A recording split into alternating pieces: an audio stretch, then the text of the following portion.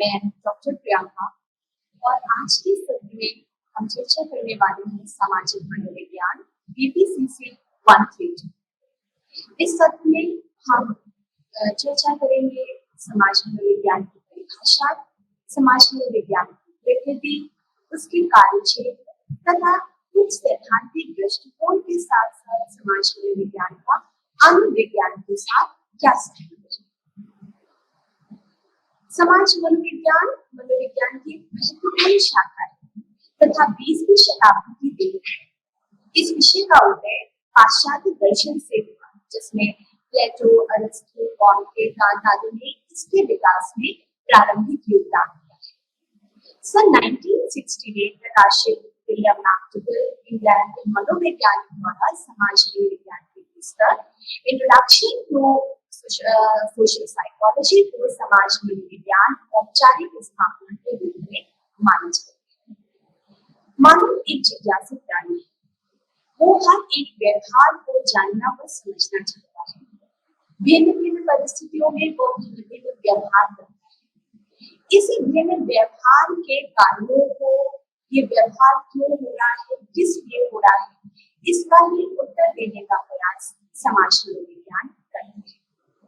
समाज मनोविज्ञान को मनोवैज्ञानिकों ने अलग अलग तरीके से परिभाषित किया हुआ है, जिसमें प्रेस्की तथा बैनर्जी की परिभाषा के अनुसार समाज मनोविज्ञान समाज में व्यक्ति के व्यवहारों के अध्ययन का विज्ञान, जिसमें वह समस्त व्यवहारों का अध्ययन करता है जो कि सामाजिक संदर्भ में घटित होते हैं। दूसरा, प्रेडमैन के अनुसार समाज मनोविज्ञान एक ऐसा विज्ञान है जिसमें किस तरह से किसी व्यक्ति के चिंतन, भावनाएं व क्रियाएं एक दूसरे द्वारा प्रभावित होती है का अध्ययन किया जाता है। यदि हम समाज में रहते हैं तो हम अपने व्यवहार से समाज को प्रभावित करते हैं तथा समाज का व्यवहार भी हमको प्रभावित करता है। यदि हम इस बात का चिंतन करें कि हमारे भीतर जो भी व्यवहार है वो व्यवहार बहुत हद तक हमारे समाज के द्वारा ही प्रभावित होते हैं।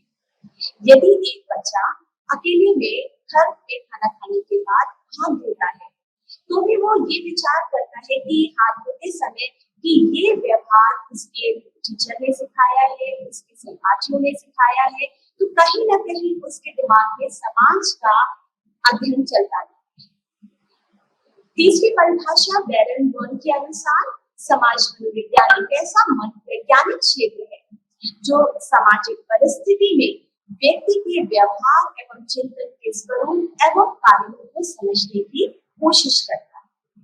मनोविज्ञान कहता है प्रत्येक व्यवहार के पीछे एक कारण होता है, वो व्यवहार चाहे सकारात्मक हो या नकारात्मक।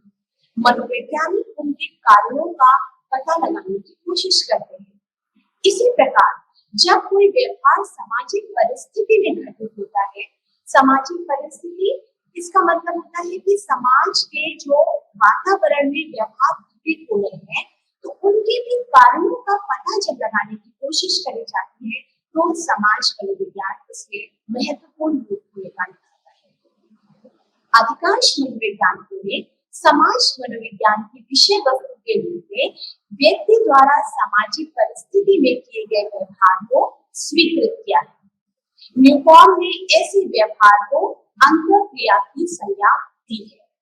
इसी समानता को ध्यान में रखते हुए समाज मनोविज्ञान की एक सामान्य परिभाषा है कि समाज मनोविज्ञान व्यक्ति के व्यवहार तथा अनुभूतियों को सामाजिक परिस्थिति में अध्ययन करने का एक विज्ञान है। न्यूकॉर्न ने अंतःक्रिया पे बहुत बल दिया है। उनके अनुसार अंतःक्रिया एक ऐसी प्रक्रिया है जिसमें एक व्यक्ति वैसे व्यक्ति का प्रत्यक्षण कर अनुक्रिया करता है जो उसके प्रत्यक्षण करके उसके प्रति अनुक्रिया कर रहा होता है। अर्थात ये परस्पर क्रिया प्रतिक्रिया की एक प्रक्रिया होती है कि यदि हम किसी का प्रत्यक्षण कर रहे हैं तो हम उसके प्रति प्रतिक्रिया करेंगे और सामने वाला जो प्रत्यक्षण जिसका हम कर रहे होते हैं वो भी हमारे प्रति कुछ प्रक्रिया या प्रतिक्रिया दे रहा होता है। इसीलिए अंतःक्रिया को हम परस्पर आदान प्रदान की प्रक्रिया कहते हैं। अब ये जो अंतःक्रिया होती है ये आपकी फेस टू फेस भी हो सकती है और साथ में ये आपकी प्रतीकात्मक या सिंबॉलिक भी हो सकती है। फेस टू फेस यदि हम किसी से सामने बैठे बात कर रहे हैं और उससे उसका हालचाल पूछ रहे हैं, ये अंतःक्रिया आमने सामने की अंतःक्रिया होती है।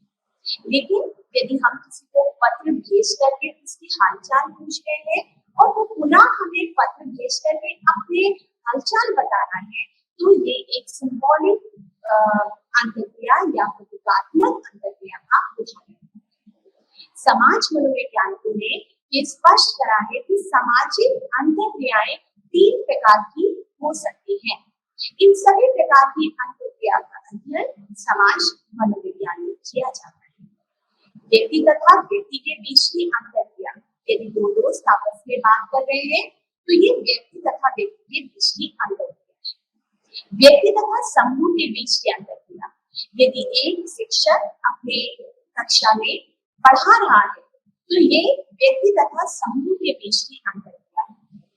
समूह तथा समूह के बीच की अंतःक्रिया राजनीतिक पार्टी, जहां पर हम समूह और समूह के बीच के अंतर, उनकी विभिन्नताओं का अध्ययन करते हैं, तो ये हमारे समूह तथा समूह के बीच की अंतःक्रिया है। समाज मनोविज्ञान इन तीनों तरह के अंतःक्रिया पर बल देता है। इन विभिन्न अंतःक्रिया के समावेश के कारण क्रेचफील्ड तथा बैनर्जी 1962 में समाज विज्ञान को अंतःवैयक्तिक व्यवहार की घटनाओं का विज्ञान कहा है। अब इन परिभाषाओं के आधार पर समाज मनोविज्ञान के 3 प्रमुख घटक निकल कर आते हैं, जिनको हम उसकी प्रकृति के रूप में समझते हैं। पहला, समाज मनोविज्ञान एक विज्ञान है तथा विज्ञान की महत्वपूर्ण शाखा है। इसको हम बार-बार विज्ञान इसलिए कह रहे हैं क्योंकि विज्ञान के जो भी आवश्यक तत्व होते हैं वो सारे आपके समाज मनोविज्ञान में निहित हैं। जैसे कि वैज्ञानिकता, वैज्ञानिकता से मतलब है कि जो भी इसके आंकड़े इकट्ठे करे जाते हैं, उनका सांख्यिकी, उसके सांख्यिकी प्रयोग किया जाता है। आंकड़ों को इकट्ठा करने में वैज्ञानिक पद्धतियों का प्रयोग किया जाता है। सार्वभौमिकता का गुण होता है कि अगर हम उन्हीं परिणामों को भिन्न भिन्न परिस्थितियों में देखेंगे तो उसमें सार्वभौमिकता पाई जाती है। वस्तुनिष्ठता का गुण होता है कि किसी भी तरीके से परीक्षण करता के अपने विचार, उसकी मनोवृत्ति, उसके किसी तरीके के पक्षपात का गुण नहीं देखा जाता है। इसी के साथ भविष्यवाणी भी करी जा सकती है। यदि किसी प्रयोग को हम प्रयोगशाला में कर रहे हैं तो हम उसके आधार पर उस व्यवहार की भविष्यवाणी भी कर सकते हैं। इन्हीं सारे गुणों के कारण हम कहते हैं कि समाज मनोविज्ञान एक विज्ञान है। समाज मनोविज्ञान में व्यक्ति के व्यवहारों व अनुभूतियों का अध्ययन किया जाता है। बहुत सारे हमारे ऐसे सामाजिक व्यवहार है, परोपकारिता है, आज्ञाकारिता है, अनुपालन है। इन सभी व्यवहारों और उनके अनुभूतियों का अध्ययन समाज मनोविज्ञान में किया जाता है। तीसरा, समाज मनोविज्ञान इन व्यवहारों व अनुभूतियों का अध्ययन सामाजिक परिस्थिति में करता है। सामान्य परिस्थिति में करने का अगर अध्ययन किया जाता है तो वो एक सामान्य मनोविज्ञान हो जाता है, किंतु यदि इनके व्यवहारों व अनुभूतियों का अध्ययन एक सामाजिक परिस्थिति में मुख्य चालक के रूप में भी माने जाते हैं। लेविन को सामाजिक मनोविज्ञान का, जैसे मैंने बताया, जनक माना जाता है और इन्होंने अपने महत्वपूर्ण प्रयोगों द्वारा सामाजिक मनोविज्ञान को आगे बढ़ाया और उसका विस्तार। इन दोनों शोधकर्ताओं ने लोगों और उनके के बीच के बातचीत का अध्ययन करना शुरू करा, जो उन्हें प्रभावित करते हैं, जिनसे उनका व्यवहार प्रभावित होता है। और इसके अलावा उन्होंने प्रयोगात्मक डिजाइन तैयार करना शुरू करा, जिसमें उन्हें प्रयोगशाला में इनमें से कुछ कारकों को अलग अलग करने की अनुमति मिली और उन्होंने बेहतर तरीके से ये समझाने पर जोर दिया कि हमारा संबंध दूसरों के साथ कैसे प्रभावित होता है, कैसे हम अपने संबंधों को सुधार सकते हैं।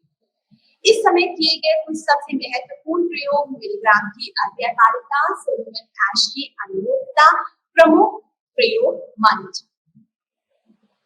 फिर 20वीं सदी में, इस सदी के अंतिम भाग में मनोवृत्ति और मानसिक प्रक्रियाओं जैसे क्षेत्रों में सामाजिक मनोविज्ञान का एक बड़ा विस्तार है। मनोवृत्ति सामाजिक मनोविज्ञान का एक महत्वपूर्ण पहलू माना जाता है, जिसके ये अध्ययन करा जाता है कि कैसे मनोवृत्ति का निर्माण होता है, कैसे उसमें बदलाव आ सकता है, कैसे उसका एक वैज्ञानिक मापन किया जा सकता है।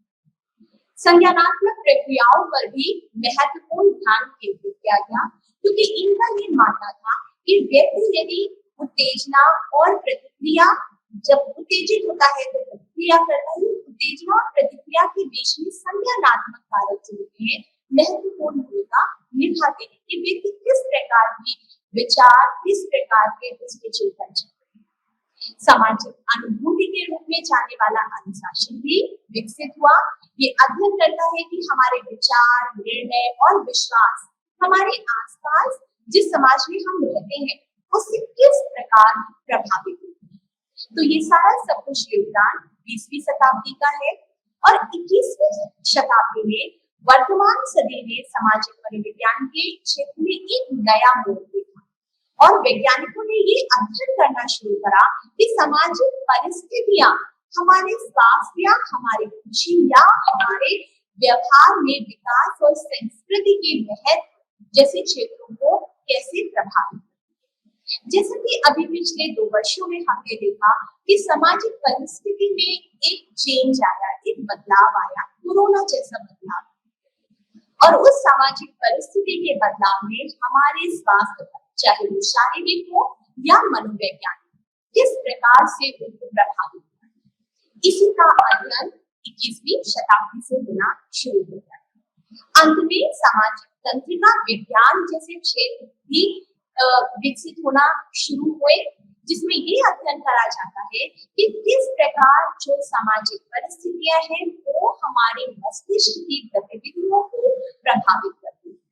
किस प्रकार से सामाजिक परिस्थितियां जब बदलती हैं तो उसका बदलाव हमारे मस्तिष्क या गतिविधियों में भी पाया जाता है। इसके बाद धीरे धीरे सामाजिक मनोविज्ञान का विकास भारत में भी हुआ, जिसमें एन.एन. सेनगुप्ता in 1928 में एन.एन. सेनगुप्ता एंड राधा कोमल मुखर्जी, जो कि एक समाजशास्त्री थे, इन्होंने मिलकर के एक पुस्तक प्रकाशित करी, an introduction to social psychology. हालांकि बाद में ये यात्रा बहुत लंबी कंटिन्यू नहीं हो पाई, क्योंकि समाजशास्त्र और समाज मनोविज्ञान अलग अलग क्षेत्र के रूप में जाने। इतिहास के बाद अब हम चर्चा करेंगे समाज मनोविज्ञान का अन्य विज्ञानों के साथ क्या संबंध है। समाज मनोविज्ञान, जैसा हमने कहा, अगर इसको हम संनिवेशित करें समाज और मनोविज्ञान कि समाज जो कि सामाजिक परिस्थितियों के बारे में एक विश्लेषण करता है, मनोविज्ञान जो कि मानसिक प्रक्रियाओं का अध्ययन करता है। जब इन दोनों क्षेत्रों का समावेश होता है तो ये बहुत सारे सामाजिक विज्ञानों के साथ अपना घनिष्ठ संबंध भी दिखाता है। सामाजिक मनोविज्ञान का सामान्य मनोविज्ञान के साथ गहरा संबंध। सामान्य मनोविज्ञान में हम जो मानसिक प्रक्रियाएं होती हैं, जो व्यवहार, मानव व्यवहार होते हैं, हम उनका अध्ययन प्रयोगशाला में करते हैं और उसके आधार पर हम भविष्यवाणी करते हैं कि ये व्यवहार किन किन परिस्थितियों में देखा जा सकता है। जैसे कि स्मृति, सीखना, प्रेरणा आदि पर किए गए प्रयोगों को हम सामाजिक मनोविज्ञान के क्षेत्र में भी प्रयोग कर सकते हैं कि व्यक्ति किन चीजों को ज्यादा देर तक अपनी स्मृति में रख पाता है, किन सामाजिक परिस्थितियों का प्रभाव मनुष्य के मस्तिष्क में या उसकी स्मृति में ज्यादा दिखाई देता है। तो इस प्रकार सामान्य मनोविज्ञान के सिद्धांतों को हम सामाजिक मनोविज्ञान में भी प्रयोग कर सकते हैं। सामाजिक मनोविज्ञान और समाजशास्त्र, जैसा अभी मैंने बताया, समाजशास्त्र समाज का गहन अध्ययन करता है, संगठनों का गहन अध्ययन करता है, और सामाजिक मनोविज्ञान समाज के साथ साथ जो मनोविज्ञान समाज में रह रहे जो व्यक्ति हैं उनके व्यवहारों का विश्लेषण करता है। समाजशास्त्र समाज का अध्ययन है और समाज में पाए जाने वाले समूह व्यवस्थाओं का अध्ययन है। समूह और व्यक्ति का पारस्परिक संबंध होने के कारण इन दोनों शास्त्रों में संबंध का होना अनिवार्य है। समूह द्वारा ही व्यक्ति व समाज का वातावरण का नियमन किया जाता है। जब तक समाज की विभिन्न संस्थाओं संगठनों की जानकारी नहीं होगी, तब तक व्यक्ति के व्यवहार को समझना मुश्किल होता है। अतः उसके व्यवहार को भली भांति समझने के लिए समाज मनोविज्ञान का सहारा लेना है। समाज मनोविज्ञान और मानव शास्त्र में भी घनिष्ठ संबंध है। मानव शास्त्र की दो महत्वपूर्ण शाखाएं हैं, भौतिक मानव शास्त्र और सांस्कृतिक मानव शास्त्र। व्यक्ति से समाज बनता है और व्यक्ति जिस समाज में रहता है वहां की कुछ अपनी संस्कृति होती है जिसका प्रभाव उस व्यक्ति पर पड़ता है। तो यदि हमें संस्कृति के बारे में जानना है तो हमें व्यक्ति के व्यवहार को समझना होगा, और यदि व्यक्ति के व्यवहार का हमको गहन अध्ययन करना है तो उसके संस्कृति, उसकी रीति रिवाज, उसकी प्रथाओं का हमको अध्ययन करना ही पड़ेगा। इसीलिए ये दोनों जो हमारे विषय है, समाज मनोविज्ञान और मानव शास्त्र, ये दोनों एक दूसरे के पूरक है या एक दूसरे पर निर्भर करते हैं। समाज मनोविज्ञान और अर्थशास्त्र। अर्थशास्त्र जहाँ पर हम आर्थिक क्रियाओं का अध्ययन करते हैं, जिसमें हम अध्ययन करते हैं कि धन का वितरण कैसे हो, धन का संचय कैसे हो, और आर्थिक प्रक्रियाएं अगर हम देखें बहुत हद तक हमारे सामाजिक व्यवहार पर प्रभाव डालती हैं, और सामाजिक परिस्थितियों को समझने के लिए भी हमको आर्थिक प्रक्रियाओं को समझना आवश्यक हो जाता है। जैसे अगर हमें किसी ऑर्गेनाइजेशन की हड़ताल या उसकी तालाबंदी या उसकी कई अन्य ऐसे सामाजिक समस्याओं के व्यवहारों का अध्ययन करना है तो हमें सामाजिक मनोविज्ञान का सहारा लेना पड़ता है। तो बहुत सारी ऐसी हमारी आर्थिक प्रक्रियाएं या आर्थिक प्रक्रियाओं से ऐसी संबंधित समस्याएं हैं जिनमें सामाजिक मनोविज्ञान महत्वपूर्ण भूमिका निभाता है। अर्थशास्त्री द्वारा किए गए अध्ययनों को मनोविज्ञान, सामाजिक मनोविज्ञान उन पर अपना विश्लेषण करता है और उन समस्याओं को अपने व्यवहारों का अध्ययन करके अर्थशास्त्रियों की मदद करता है। समाज मनोविज्ञान राजनीति शास्त्र से भी घनिष्ठ संबंध रखता है। राजनीति शास्त्र जहाँ पर हम राज्य व सरकार की कार्यविधि, उसके स्वरूप, उसके प्रकृति के बारे में अध्ययन करते हैं, तो हम ये जाने कि अगर हमें एक सफल राजनीतिज्ञ बनना है तो हमें समाज मनोविज्ञान का ज्ञान रखना होगा, क्योंकि समाज मनोविज्ञान के अध्ययन करता है कि किस प्रकार से एक व्यक्ति एक सफल नेता बन पाता है, एक सफल नेतृत्व कर पाता है। तो इस प्रकार ये दोनों ही विषय एक दूसरे से संबंधित हैं या इन दोनों का एक घनिष्ठ संबंध है। समाज मनोविज्ञान और व्यक्तित्व मनोविज्ञान, इन दोनों का एक ही केंद्र बिंदु होता है, व्यक्ति विशेषता। यदि हम किसी के व्यक्तित्व को समझे तो हमें उसकी सामाजिक परिस्थितियों को भी ध्यान में रखना पड़ता है। जैसे कि अगर कोई व्यक्ति अंतर्मुखी है तो हम ये जान जाते हैं कि अंतर्मुखी है तो इसकी कितनी सामाजिक व्यवहार या की सीमाएं होगी या ये कितना व्यक्ति सामाजिक कार्यों में रुचि रखेगा। उसी प्रकार कभी कभी सामाजिक परिस्थितियां भी व्यक्तित्व को प्रभावित करती हैं। जैसे किसी की व्यक्ति की जो सामाजिक परिस्थिति है, यदि वो नकारात्मक रही है या वो बहुत अनुकूल नहीं रही है तो उसका प्रभाव भी व्यक्तित्व पर देखा जाता है।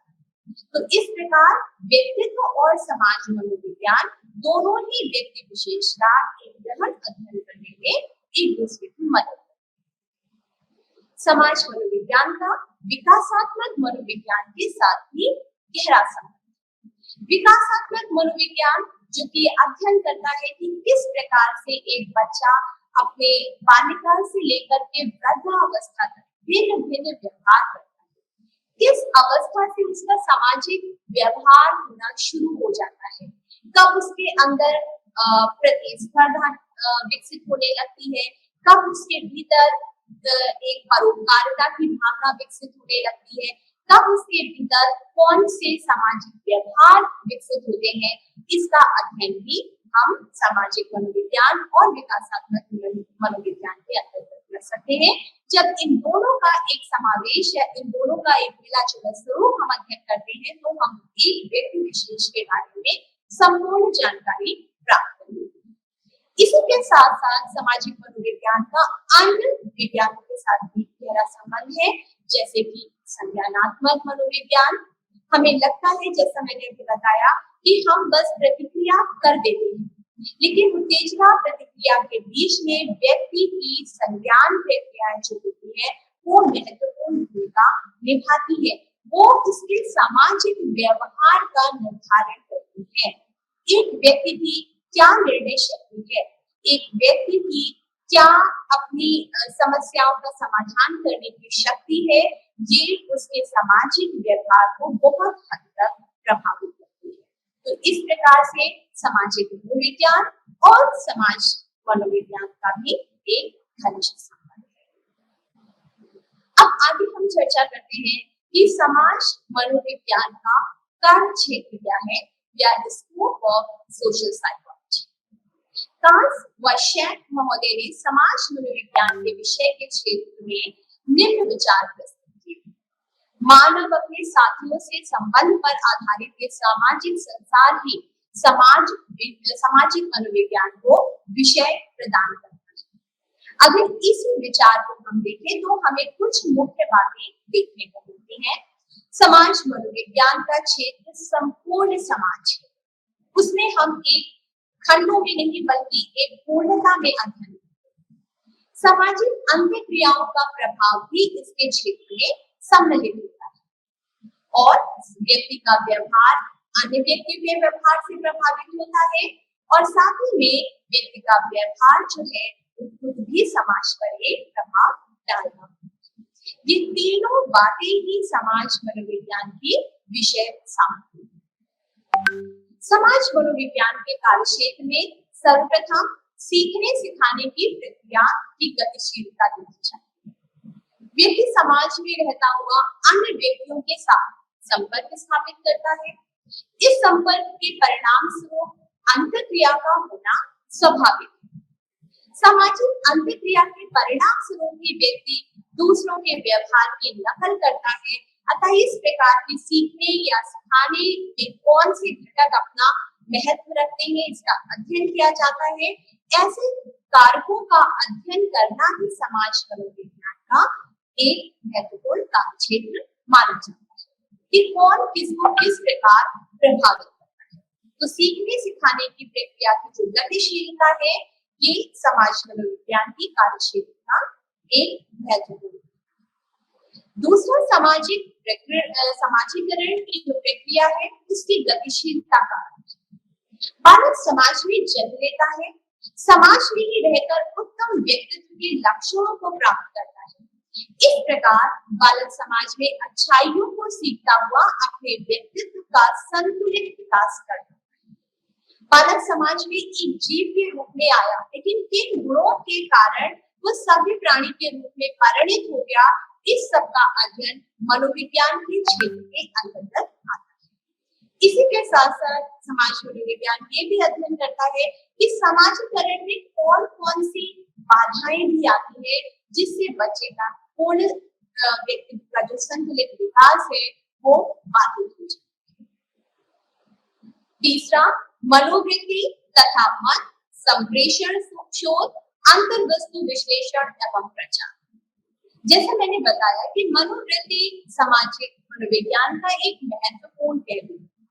मनोवृत्ति जब हम किसी व्यक्ति या वस्तु के प्रति अपना एक अनुकूल या प्रतिकूल विचार विकसित करते हैं और जब भी हम समाज में देखें कोई भी चीज हो, चाहे वो एक व्यक्ति हो, चाहे वो कोई वस्तु हो, जैसे मोबाइल फोन है, टेक्नोलॉजी है, इनके प्रति जरूर से हमारा एक अनुकूल या प्रतिकूल मनोवृत्ति विकसित हो जाती है। इसका अध्ययन समाज मनोविज्ञान में किया जाता है कि मनोवृत्ति का विकास कैसे होता है, ये मनोवृत्ति किन कारकों से प्रभावित होती है। यदि कोई मनोवृत्ति विकसित हो जाती है तो हमें अगर उसे बदलना है, उसमें बदलाव लाना है, तो हम कैसे मनोवृत्ति में बदलाव ला सकते हैं। या हम अगर मनोवृत्ति का मापन करना चाहें तो बोगार्डियस, गठन, लिकर, इन सब में बहुत सारी अपनी बाकी प्रवृत्तियां बनाई हुई हैं, जिनके आधार पर हम मनोवृत्ति का गहन अध्ययन कर सकते हैं। इसी के साथ साथ जनमत निर्माण, विचारों के आदान प्रदान के माध्यम, संप्रेषण अनुसंधान, अंतर्वस्तु विश्लेषण तथा विचार के विभिन्न स्वरूपों एवं प्रभावों को इसमें अध्ययन किया जाता है। समाज मनोविज्ञान संप्रेषण के विभिन्न साधनों, तरीकों एवं प्रभावों का अध्ययन करता है। फिर संचार की गतिशीलता। संचार की गतिशीलता, मानव व्यवहार संचार के माध्यम से अत्यधिक प्रभावित होता है। संचार के माध्यम से व्यक्ति अपने विचार, भावनाओं आदि को दूसरों तक पहुंचाता है। संचार के अंतर्गत फैशन, प्रचार, जनमत इत्यादि आपके विषय आते हैं, जो कि सामाजिक मनोविज्ञान में महत्वपूर्ण भूमिका है। समाज मनोविज्ञान संचार के इन साधनों का अध्ययन करता है कि प्रचार से कैसे किसी व्यक्ति के मत को या उसके विचार को बदला जा सकता है। मानवीय व्यवहार के विकास में इन साधनों की क्या भूमिका रहती है आदि का अध्ययन इस क्षेत्र के अंतर्गत आता है। सामाजिक अंतःक्रिया की गतिशीलता। जब सामाजिक अंतःक्रिया की हम बात करते हैं, इसका मतलब जो हम परस्पर अपने विचारों के आदान प्रदान की प्रक्रिया में निहित है। मानव अपनी आवश्यकता की पूर्ति के लिए दूसरों से संपर्क स्थापित करता है। इस संपर्क के परिणाम स्वरूप अंतःक्रिया का जन्म होता है। ऐसा कोई भी व्यक्ति नहीं है जिस पर इस अंतःक्रिया का प्रभाव। जब भी हम किसी दूसरे व्यक्ति के साथ अंतःक्रिया में सम्मिलित होते हैं, उसके विचार हमको तुरंत से प्रभावित करना शुरू कर देते हैं। इस प्रकार समाज मनोविज्ञान के अंतर्गत सामाजिक अंतःक्रियाओं का महत्वपूर्ण अंतःक्रियाओं के विभिन्न स्वरूपों सामाजिक को जाना जाता है। सामाजिक प्रक्रिया के अंतर्गत पर्सन परसेप्शन आता है, अट्रिब्यूशन आता है, आदि बहुत सारे विषयों का हम अध्ययन। ये प्रक्रियाएं दो प्रकार की हो सकती हैं। जब हम सामाजिक प्रक्रियाओं का अध्ययन करते हैं, तो एक तरफ हम एकीकरण करने वाली सामाजिक प्रक्रियाओं की बात करते हैं, दूसरी तरफ हम विभेदीकरण करने वाली सामाजिक प्रक्रियाओं का अध्ययन करते हैं। एकीकरण जिसमें सहयोग जिसमें हम कहते हैं कि जब दो व्यक्ति एक साथ एक लक्ष्य की प्राप्ति की एक दूसरे को मदद पहुंचा रहे होते हैं, सहयोग प्रदान कर रहे होते हैं, तो ये सहयोग की भावना को दर्शाती है। आत्मसात व्यवस्थापन, अनुकूलन आदि ये सारे एकीकरण सामाजिक अंतःक्रिया के उदाहरण। और विभेदीकरण करने वाली प्रक्रिया के अंतर्गत प्रतिस्पर्धा, संघर्ष और प्रतिकूल। प्रतिस्पर्धा जिसमें हम किसी भी तरीके से दूसरे व्यक्ति को पीछे करके आगे बढ़ने की कोशिश कर रहे हैं। ये सारी प्रक्रियाएं हमको विभेदीकरण सामाजिक अंतःक्रिया की तरफ ले जाती हैं। पारिवारिक सामंजस्य की गतिशीलता भी एक महत्वपूर्ण कार्य क्षेत्र है। पारिवारिक संगठन या सामंजस्य को बनाए रखने के लिए ये आवश्यक है कि परिवार के सदस्य अपनी स्थिति एवं भूमिका के अनुरूप कार्यों का संपादन करें, तभी परिवार संगठित रह सकता है। परिवार में प्रत्येक सदस्य की अपनी एक भूमिका होती है।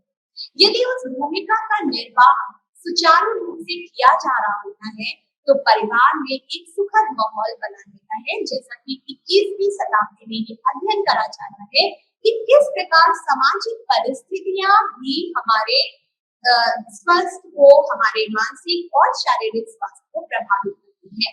तो यदि पारिवारिक सामंजस्य बना रहेगा, तो व्यक्ति का स्वास्थ्य पर सीधा प्रभाव दिखाई देगा। इस प्रकार समाज मनोविज्ञान परिवार के सदस्यों के कार्यों एवं पदों का पारिवारिक संगठन या सामंजस्य को बनाए रखने के संदर्भ में अध्ययन करता है।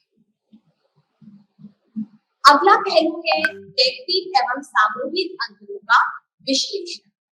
सामाजिक मनोविज्ञान के कार्य क्षेत्र के अंतर्गत उन कारकों का भी अध्ययन किया जाता है जिसके कारण व्यक्ति और समूह के बीच भिन्नता पाई जाती है।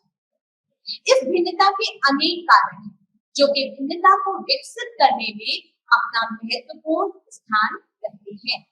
उदाहरण के लिए जाति, प्रजाति, धर्म, शिक्षा, वर्णाश्रम आदि इनके आधार पर भिन्नता या अंतर व्यक्ति एवं समूह के बीच में दिखाई पड़ता है। अतः समाज मनोविज्ञान उन तत्वों का अध्ययन करता है जो कि व्यक्ति व समूह के बीच अंतर भिन्नता को जन्म देता है, जिसमें हम पूर्वाग्रह व विभेद का भी अध्ययन करते हैं। विभेद पूर्णतया एक ऋणात्मक व्यवहार का उदाहरण देता है। पूर्वाग्रह आपके प्रतिकूल और अनुकूल दोनों, जैसे कि अगर हम सकारात्मक या धनात्मक रूप में भी, सकारात्मक या नकारात्मक रूप में भी हम इन्हें समझ सकते हैं। जैसे कि कोई एक उच्च कुल वर्ग का व्यक्ति निम्न जाति के लोगों के लिए एक अपने नकारात्मक पूर्वाग्रह रखता है, तो ये एक नकारात्मक पूर्वाग्रह का उदाहरण होता है। और जैसे जो नवयुवक है वो फिल्मी सितारों के प्रति अपने एक सकारात्मक पूर्वाग्रह या वो अपना एक रोल मॉडल के रूप में देख रहे होते हैं, ये एक सकारात्मक पूर्वाग्रह का उदाहरण। पक्षपात का अध्ययन।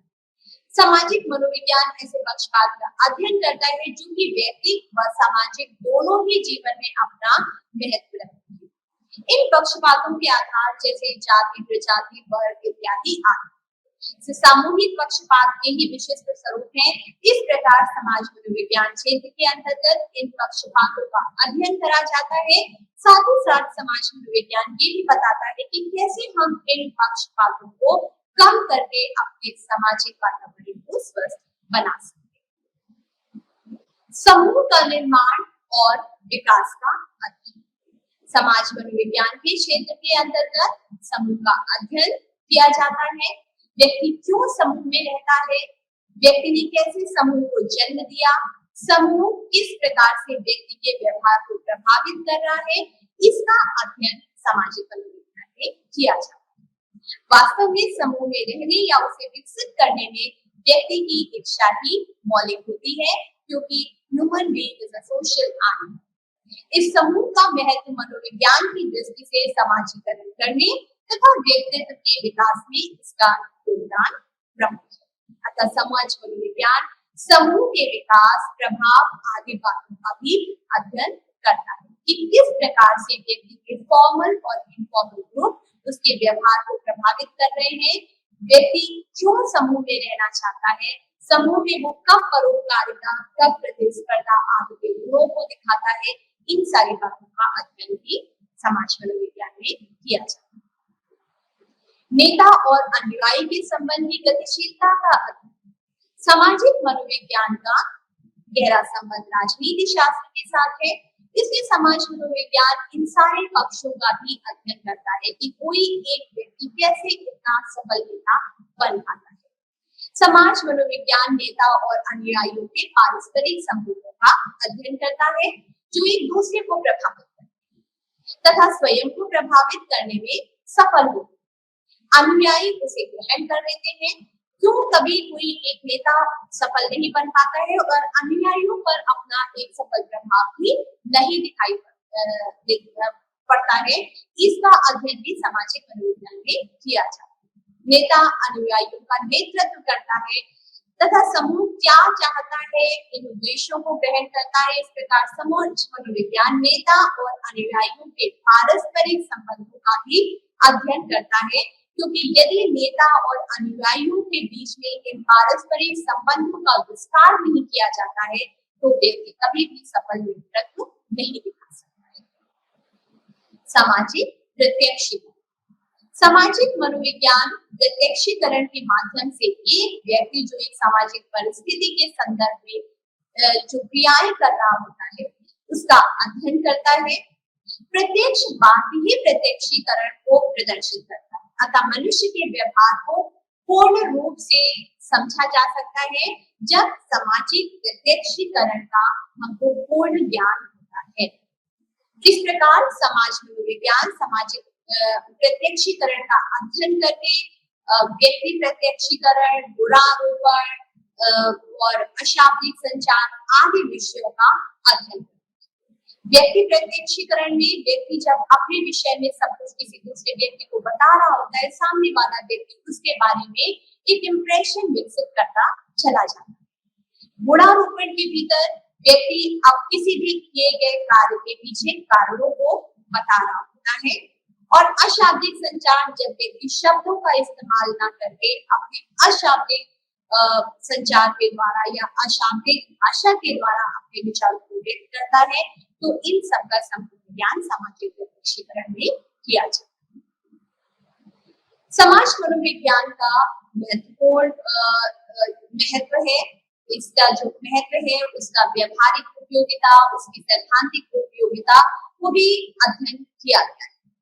सामाजिक मनोविज्ञान की महत्व को दो भागों में हम समझते हैं, पहला व्यवहारिक उपयोगिता, दूसरा सामाजिक मनोविज्ञान की सैद्धांतिक। व्यवहारिक उपयोगिता सामाजिक मनोविज्ञान के अध्ययनों से ही स्पष्ट होता है कि इसके द्वारा संस्कृति के अनुसार व्यक्ति के व्यवहार का अध्ययन किया जाता है, क्योंकि एक व्यक्ति एक समाज में रहता है और प्रत्येक समाज की अपनी संस्कृति होती है, उस संस्कृति के आधार पर व्यक्ति का अध्ययन किया जाता है। सामाजिक मनोविज्ञान से औद्योगिक विकास में भी सहायता मिलती है कि किस चीज को, किस प्रोजेक्ट को व्यक्ति ज्यादा नोटिस करता है, किस प्रोजेक्ट का प्रभाव व्यक्ति पर ज्यादा दिखाई देता है। इन सारे औद्योगिक विकास में भी सामाजिक मनोविज्ञान अपना महत्व दिखाता है। समाज मनोविज्ञान विभिन्न प्रकार के पूर्वाग्रह गुण युक्तियों का अध्ययन करता है, जो कि किसी भी समाज का एक बहुत बड़ा दोष है, तो इनको हटाने का प्रयास करता है, कम करने का प्रयास करता है और समाज को एक स्वस्थ दिशा प्रदान करता है। समाज मनोविज्ञान व्यक्तियों के सामाजिक समायोजन को समझने में सहायता प्रदान करता है। इस भीतर जो आपका सामाजिक मनोविज्ञान है वो आपके सामाजिक व्यवहार, सामाजिक अंतर्क्रिया के साथ साथ सामाजिक समस्याओं का भी अध्ययन करता है। तो जब सामाजिक समस्याओं का अध्ययन करता है, उन्हें कम करने का प्रयास करता है, जिससे व्यक्ति सामाजिक समायोजन बना सके, चाहे वो पारिवारिक स्तर पर हो, चाहे वो उसके प्रोफेशनल लाइफ से संबंधित हो, इन सभी जगह सामाजिक परिस्थितियों में समायोजन बनाने का प्रयास है। सामाजिक मनोविज्ञान की सैद्धांतिक महत्व भी है, या हम उसकी उपयोगिताओं को समझते हैं। सामाजिक मनोविज्ञान व्यक्ति की अंतर्क्रियाओं का अध्ययन सामाजिक परिस्थिति में करता है। कोई भी अध्ययन यदि सामाजिक, कोई भी मानव व्यवहार यदि सामाजिक परिस्थिति में किया जाता है, तो ही हम उसको सामाजिक मनोविज्ञान की श्रेणी में रख पाते हैं। समाज मनोविज्ञान के अध्ययन से समाज विरोधी व्यवहार के कारणों को समझने में सहायता मिलती है। समाज मनोवैज्ञानिक व्यक्तित्व के स्वास्थ्य के लिए आवश्यक सामाजिक परिस्थितियों का निर्माण किया जाता है, और समाज मनोवैज्ञानिक अन्य व्यक्तियों का सही ढंग से प्रशिक्षण करने में भी सहायता प्रदान करता है, क्योंकि सामाजिक प्रत्यक्षीकरण समाज मनोविज्ञान का एक महत्वपूर्ण पहलू माना जाता है। सामाजिक मनोविज्ञान के बहुत सारे सैद्धांतिक दृष्टिकोण हैं, लेकिन सैद्धांतिक दृष्टिकोण पे चर्चा करने से पहले हम अब ये विचार करें कि सामाजिक मनोविज्ञान जो है, जब हमने इसके कार्यक्षेत्र के विषय में अध्ययन किया, हमने इसके विभिन्न विज्ञानों के साथ इसके संबंधों को जाना है, तो अब हम ये चर्चा करते हैं कि सामाजिक मनोविज्ञान में आखिर हम किन किन विषयों का अध्ययन कर सकते हैं। सर्वप्रथम सामाजिक मनोविज्ञान इस बात का अध्ययन करता है कि व्यक्ति कभी कैसे किसी व्यक्ति के लिए इतना अपनी जान पे जोखिम लेकर के भी उसकी सहायता करने के लिए तत्पर हो जाता है। इसका अध्ययन सामाजिक मनोविज्ञान करता है। सामाजिक मनोविज्ञान इस बात का अध्ययन करता है कि कभी कभी व्यक्ति इतना आक्रामक कैसे हो जाता है कि वो दूसरे व्यक्ति को जोखिम या उसको आघात पहुंचाने से पहले कुछ भी अपने संज्ञान में लाने का प्रयास नहीं करता है। सामाजिक मनोविज्ञान में हम पुरुष और महिला के भिन्न भिन्न व्यवहारों का भी अध्ययन करते हैं कि हमारे जो समाज में पुरुष और एवं महिलाओं के लिए जो भिन्न भिन्न व्यवहार, सामाजिक व्यवहारों का निर्धारण कर दिया गया है कि लड़कियां और पुरुष ये काम कर सकते हैं, महिलाओं के लिए इस तरीके के व्यवहार का निर्धारण करा गया है। इन सारे जेंडर डिफरेंस की बात भी हम सामाजिक मनोविज्ञान में करते हैं। सामाजिक मनोविज्ञान हमें अन्य लोगों के साथ संबंध बनाने में भी ज्ञान प्रदान करता है कि किस प्रकार हम लोगों के साथ अपने मधुर संबंध को बना सकते हैं, क्योंकि यदि हम अपने संबंधों को विकसित करते हैं तो उसका सीधा प्रभाव हम अपने स्वास्थ्य पर देख रहे हैं। सामाजिक मनोविज्ञान इस बात को भी अध्ययन करता है कि कौन कौन से ऐसे पर्यावरणीय कारक हैं जो कि हमारे सामाजिक व्यवहार को प्रभावित करते हैं। पर्यावरणीय कारकों के अंतर्गत आता है कि किस प्रकार से शोरगुल, किस प्रकार से भीड़ भाड़, किस प्रकार से अधिक तापमान जो है वो व्यक्ति के सामाजिक व्यवहार को प्रभावित करता है। सामाजिक मनोविज्ञान में इस बात का भी अध्ययन करा जाता है कि किस प्रकार से हम अपने मनोवृत्ति, किस प्रकार से हम अपने सकारात्मक व्यवहारों का अध्ययन करें, उनका मूल्यांकन करें और उनको विकसित करके अपने समाज में एक स्वस्थ समायोजन विकसित कर सकते हैं। सामाजिक अगर हम मनोविज्ञान की यदि बात करते हैं तो उसका अध्ययन विभिन्न स्तरों पर भी देखा जाता है। विभिन्न स्तरों में सबसे पहले आपका आता है वैयक्तिक स्तर। वैयक्तिक स्तर क्योंकि व्यक्ति की अपनी सोच, अपने विचार इतने अद्वितीय होते हैं कि सर्वप्रथम यदि उसको अपने सामाजिक व्यवहार को समझना है तो उसको सर्वप्रथम अपने वैयक्तिक विचार से अवगत होना पड़ता है। दूसरा आता है व्यक्तिगत तथा सामूहिक। व्यक्तिगत तथा सामूहिक में होता है कि व्यक्ति किस प्रकार से समूह द्वारा प्रभावित हो रहा है तथा समूह का प्रभाव अपने भीतर देख रहा है, इस स्तर पर भी अध्ययन करा जाता है। परस्पर सहभागिता का अध्ययन करा जाता है क्योंकि हम अपनी रोजमर्रा की जिंदगी में व्यक्तियों से कई सारे व्यक्तियों से हमारा संप्रेषण होता है, हम उनके विचारों से अवगत होते हैं, तो ये सहभागिता किस प्रकार से हमको प्रभावित कर रही है। और अंत में उसका एक स्तर होता है संचार, समूह तथा समूह के बीच का संचार। कैसे दो समूहों के बीच अंतर है, क्या उनके भीतर समानताएं हैं, कैसे हम उन समूहों का विश्लेषण कर सकते हैं, इस स्तर पर भी सामाजिक मनोविज्ञान अध्ययन करता है। तो इस प्रकार से यदि हम देखें तो हम पाएंगे कि सामाजिक मनोविज्ञान कई स्तरों पर अध्ययन करता है, जिसमें व्यक्तिगत स्तर सर्वप्रथम आता है, पारस्परिक सहभागिता आती है, व्यक्तिगत तथा समूह के बीच अध्ययन किया जाता है और चौथा स्तर आपका आता है समूह तथा समूह के बीच के स्तर का अध्ययन, कि जब हम कई सारे दो समूह या दो से अधिक समूह के बीच के अंतर व समानताओं को समझने की कोशिश करते हैं तो इसका अध्ययन भी सामाजिक मनोविज्ञान के अंतर्गत किया जाता है। अब अंत में हम चर्चा करेंगे सामाजिक मनोविज्ञान के सैद्धांतिक दृष्टिकोण। सामाजिक मनोविज्ञान में दो प्रमुख सैद्धांतिक दृष्टिकोण आते हैं, सीखने का सिद्धांत और संज्ञानात्मक सिद्धांत। सीखने के सिद्धांत का केंद्रीय विचार ये है कि किसी व्यक्ति का वर्तमान व्यवहार उसके पूर्व अनुभव से अलग है। किसी भी स्थिति में एक व्यक्ति कुछ व्यवहार सीखता है जो समय के साथ वो आदत में परिवर्तित हो जाता है। जैसे हम यदि अपनी गाड़ी को लेकर के सड़क पर निकलते हैं तो ट्रैफिक लाइट क्या है, अब धीरे धीरे वो जो व्यवहार था वो हमारी आदत में विकसित हो जाता है और यदि हम वर्तमान में भी व्यवहार कर भी रहे होते हैं तो वो एक ऑटोमेटिक प्रोसेस में घटित हो जाता है। तो वर्तमान व्यवहार जो होता है वो हमारे पूर्व अनुभवों से अलग होता है क्योंकि अब वो हमारी आदत बन चुका होता है जिसके आधार पर हम बस वो कार्य करना शुरू कर देते हैं। सीखने के सिद्धांत में मुख्यतः आपके तीन सामान्य तंत्र आते हैं।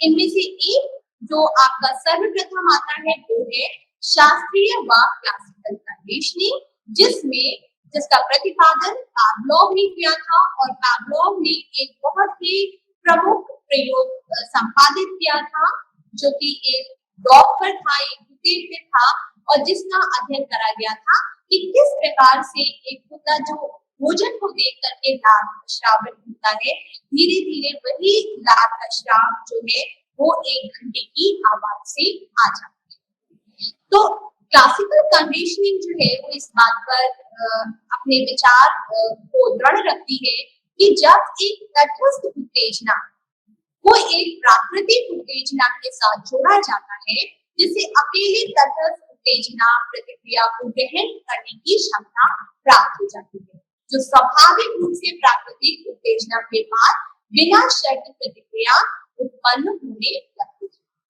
क्लासिकल कंडीशनिंग में तीन महत्वपूर्ण घटकों की बात करी जाती है: CS condition stimulus, UCS uncondition stimulus, CR condition response. जिसमें कंडीशन स्टिमुलस घंटे की आवाज थी, UCS भोजन था और CR लार का निकलना। और इन तीनों में ही उन्होंने एक इस तरीके का कंडीशनिंग या इस तरीके का एक एसोसिएशन डेवलप कर दिया, जिसमें उन्होंने देखा कि व्यक्ति की जब एक आदत और कंडीशनिंग डेवलप हो जाती है, तो जो आपका लार का स्राव एक UCS भोजन को देकर के लार का स्राव होता था, वही लार का निकलना एकमात्र घंटे की आवाज से भी हो जाता है। मनुष्य कभी कभी एसोसिएशन द्वारा भावनाओं को भी सीखता है। जैसे किसी विशेष स्थान पर विशेष रूप से दर्दनाक यात्रा के बाद हम जब उस स्थान पर जाते हैं या हम उस स्थान के बारे में जैसे ही सोचना प्रारंभ करते हैं, वो सारी चिंता, वो सारा दर्द हमारे भीतर पुनः पैदा होना शुरू हो जाता है। ये एक एसोसिएशन का ही उदाहरण है। इसको अगर हम सामाजिक मनोविज्ञान में अध्ययन करें तो बहुत सारे हमारे सामाजिक व्यवहार इसी एसोसिएशन के द्वारा ही हम सीख रहे हैं। दूसरा इसका महत्वपूर्ण तंत्र है सुदृढ़ीकरण, जिसका प्रतिपादन B.F. स्किनर द्वारा किया गया है। और B.F. स्किनर दो मुख्य घटकों पर विशेष बल देते हैं, जिसे उन्होंने कहा है रेनफोर्समेंट एंड पनिशमेंट। रेनफोर्समेंट पुनर्बलन तथा पनिशमेंट इसका मतलब कि दंड। इन दोनों के ही प्रभाव से व्यक्ति के सीखने की प्रक्रिया जारी रहती है।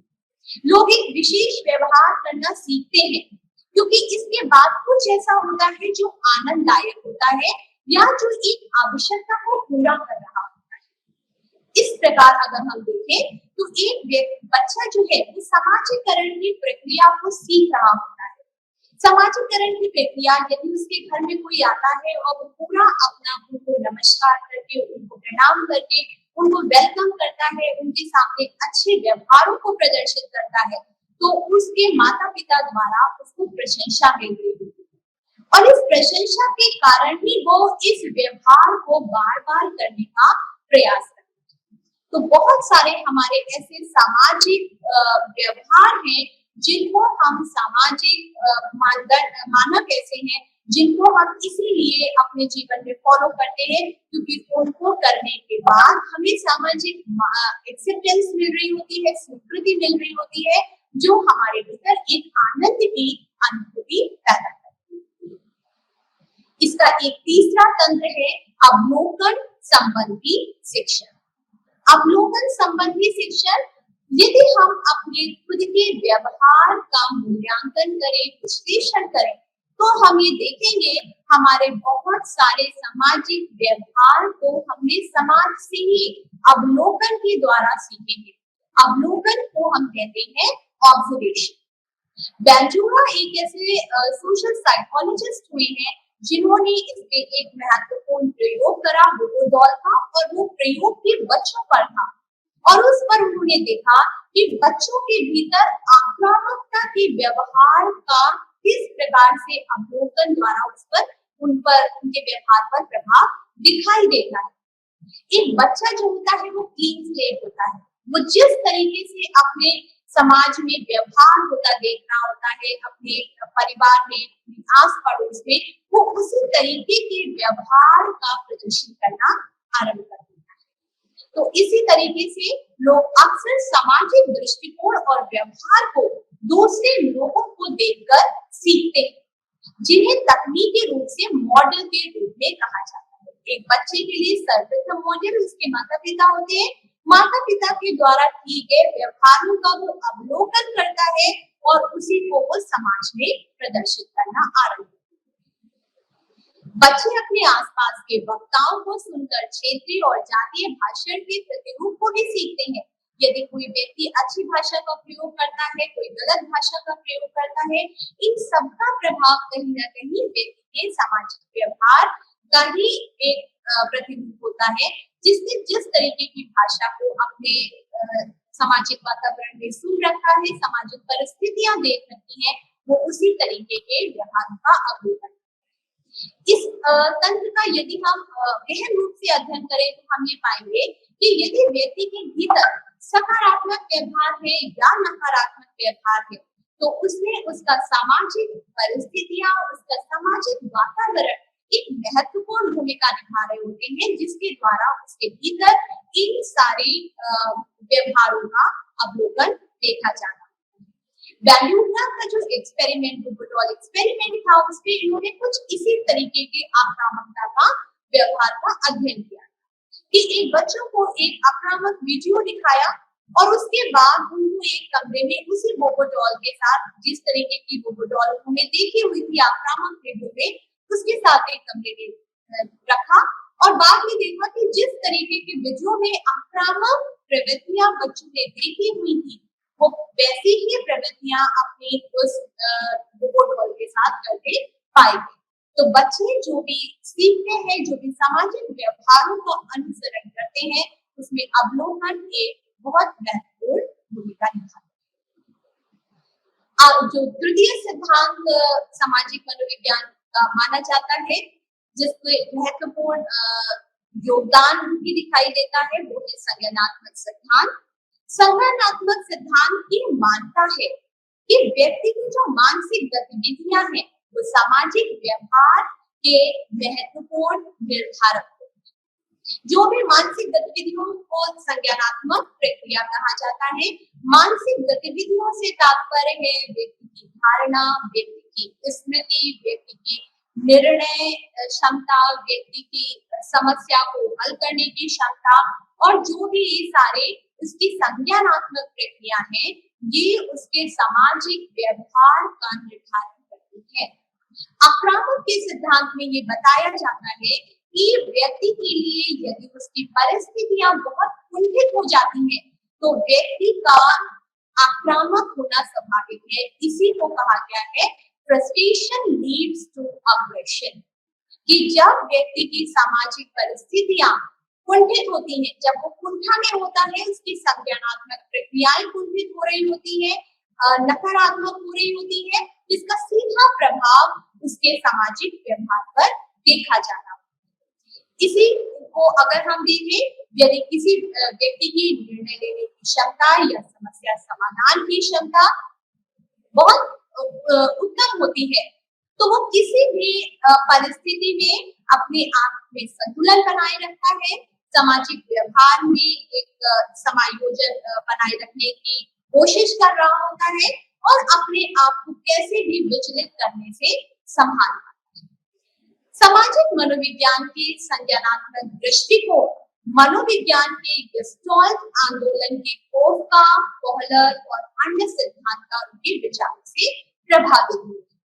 गेस्टाल्ट मनोविज्ञान वह सिद्धांत है जो ये बताता है कि लोग एक उत्तेजना के अर्थ को केवल तत्वों की संपूर्ण प्रणाली के संदर्भ में नहीं देखते हैं जिसमें ये समाहित है। किसी भी तत्व के अर्थ को समझने के लिए हमें उसे पूरे भाग को देखना चाहिए, जिसमें वह मात्र एक हिस्सा होता है। इस प्रकार यदि कोई व्यक्ति, यदि कोई बच्चा सकारात्मक या नकारात्मक व्यवहार करता दिखाई दे रहा है, तो उसके इस नकारात्मक व्यवहार के पीछे छिपे कारणों का हम अध्ययन करें। हम ये जाने कि ये जो व्यक्ति का व्यवहार है, उसमें कौन कौन से कारक उसकी महत्वपूर्ण भूमिका निभा रहे हैं। क्या उसके पर्यावरणीय कारक भूमिका निभा रहे हैं, उसके अपने वैयक्तिक कारक भूमिका निभा रहे हैं, या उसके अपने जो भी सामाजिक कारक हैं वो भूमिका निभा रहे हैं। जब हम इस पूर्ण रूप से कारकों का अध्ययन करते हैं, तब हम उस व्यक्ति के व्यवहार को समझ पाते हैं। संज्ञानात्मक सिद्धांत इस बात पर भी बल देता है कि व्यक्ति जो है वो एक सजीव और सक्रिय प्राणी। सक्रिय क्यों है? क्योंकि जब भी हम किसी भी परिस्थिति में उत्तेजित होते हैं और अपनी प्रतिक्रियाओं को देते हैं, तो उत्तेजना और प्रतिक्रियाओं के बीच हमारा संज्ञानात्मक प्रक्रिया जो है वो निहित रहती है कि हमने उस परिस्थिति के बारे में क्या सोचा है, किस प्रकार से हमारा चिंतन हुआ है, किस प्रकार से विचार विकसित हुए हैं, और तब जाकर के हम उन समस्या या हम उस निष्कर्ष पर पहुंचते हैं कि हम किस प्रकार से अपने इस परिस्थिति में अपने व्यवहार को प्रदर्शित करेंगे। इसीलिए जब व्यक्ति में व्यक्तिगतताएं पाई जाती है, हर व्यक्ति की अपने सोचने समझने की, निर्णय लेने की, समस्या समाधान की भिन्न भिन्न क्षमताएं होती हैं।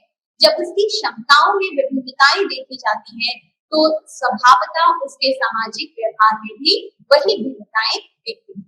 तो संज्ञानात्मक सिद्धांत इन दो बातों पर बल देता है कि मनुष्य की सक्रियता पर ध्यान दें कि उत्तेजना और प्रतिक्रिया के बीच में किस प्रकार की संज्ञानात्मक प्रक्रिया है। जिस प्रकार की उसकी संज्ञानात्मक प्रक्रियाएं होती है, उसी प्रकार से उसका व्यवहार उसी दिशा में दिखाई देता है। संज्ञानात्मक प्रक्रिया यदि बलशाली है, सकारात्मक है, तो व्यवहार सकारात्मक दिखाई देगा, और संज्ञानात्मक प्रक्रियाएं यदि नकारात्मक या बहुत बलशाली नहीं दिखाई दे रही है, तो व्यक्ति के व्यवहार में उसी प्रकार का नकारात्मक व्यवहार दिखाई देने लगता है। और दूसरा इन्होंने कहा है कि व्यक्ति के व्यवहार को जानने के लिए मात्र एक हिस्से को नहीं, बल्कि उसके संपूर्ण भाग का अध्ययन करें, उन कारकों का अध्ययन करें जिससे वह व्यवहार प्रभावित हुआ है।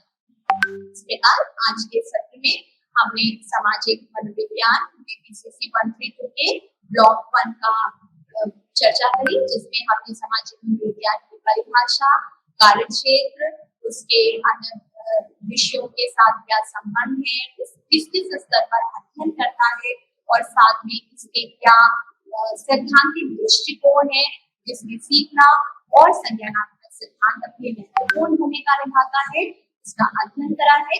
अब आगे के सत्र में हम ब्लॉक 2 पर चर्चा करेंगे।